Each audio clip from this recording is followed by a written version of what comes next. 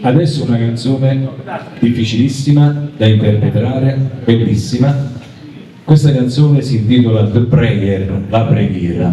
È una canzone portata al successo tempo fa da Celine Dion e da Andrea Bocelli. Molti di voi la conosceranno senz'altro.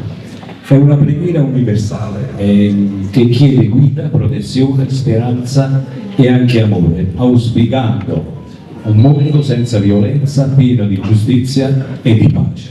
Penso che è quello che vorremmo tutti noi, non solo in occasione di queste festività del Santo Natale, ma anche per sempre. Purtroppo un mondo costellato da tante guerre, da tante brutte notizie, femminicidi e altro. Ma godiamoci questa bella interpretazione di The Prayer dai bravissimi Giuseppe Villani e Michela Savino, che accogliamo con un fortissimo applauso.